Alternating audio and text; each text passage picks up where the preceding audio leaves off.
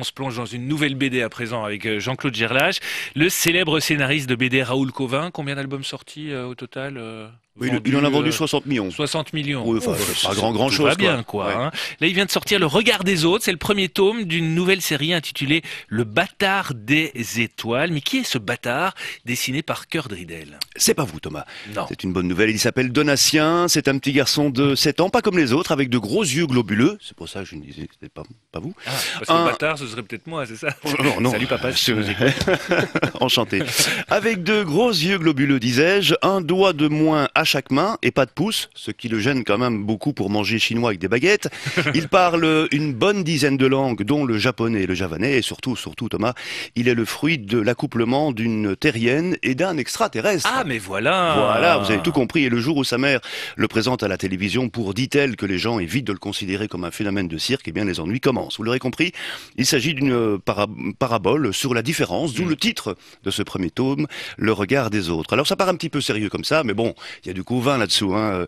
Et Cauvin et Kurt Riedel, eh bien ont choisi de traiter ce sujet avec humour. C'est rythmé, c'est drôle, c'est magnifiquement mis en images et en couleurs. Une BD à lire en famille, et il y a quelques jours, Cauvin s'est d'ailleurs retrouvé face à des élèves d'une école primaire qui avaient lu donc Le Bâtard des étoiles et qui lui ont posé des questions sur son travail. Et la question qui est revenue le plus souvent, eh bien, c'est quand est-ce qu'on pourra découvrir la suite, puisque plusieurs tomes sont prévus. Écoutez Raoul Cauvin. Un enfant qui lit un album et qui le referme en me disant c'est beau, tout ça, c'est bien. Mais quand on me demande qu'est-ce qui va se passer après, ça veut dire qu'il y a envie d'avoir une suite. Et ça, pour moi, c'est fabuleux. Est-ce que le message est bien passé? Ils l'ont bien perçu? Je crois, oui. Ouais. Ils m'ont posé des questions un peu difficiles à répondre. C'est quoi un bâtard? Voilà. Ouais. Qu'est-ce que c'est qu'un bâtard? Donc j'ai dû leur expliquer que, dans le fond, c'était un enfant naturel, comme on dit maintenant, Ouais.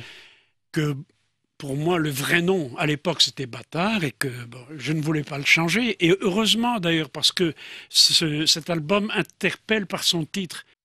Et le truc étonnant, c'est que cet album, Oui. il a été financé par des lecteurs sur un site participatif, un site Sandaway.com. un Oui, site de oui. crowdfunding, comme on dit. Exactement.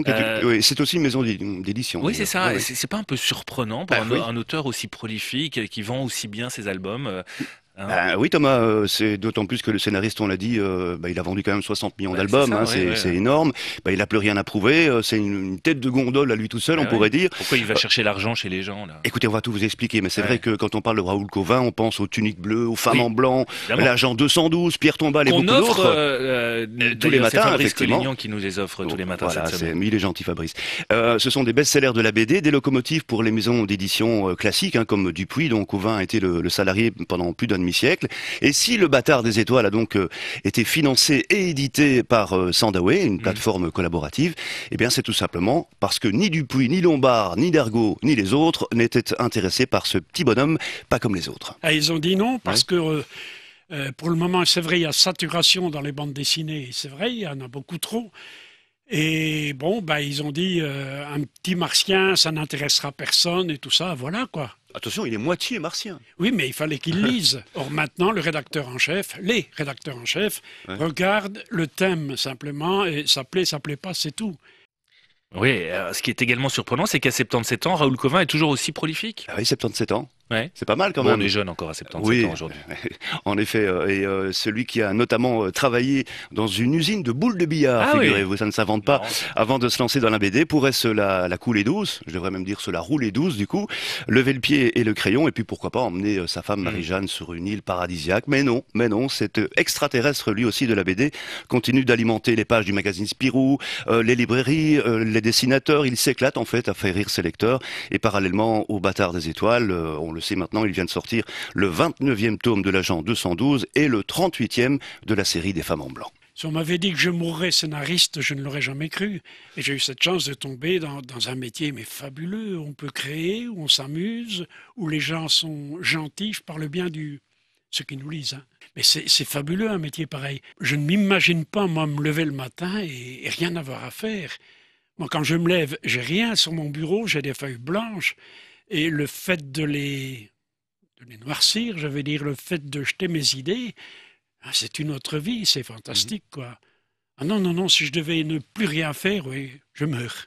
C'est un chouette Raoul. Raoul Oui. Cauvin. Et on a envie de lui dire merci à Raoul Cauvin évidemment. pour toutes ces pages de bonheur et de rire. L'agent 212, les femmes en blanc a gagné dans C'est pas trop tôt avec l'excellent Fabrice Collignon. 4h30, 7h. Et tout de suite a remporté ce nouveau, le bâtard des étoiles. 3 exemplaires de cette nouvelle série à vous offrir. Des exemplaires qui seront dédicacés en plus, hein, Oui, par tout à Raoul fait. Cauvin au nom des gagnants. Donc vous envoyez le mot BD au 66 79. On vous rappelle, on fait la signature et on vous envoie tout ça. Merci Jean-Claude Gerlache.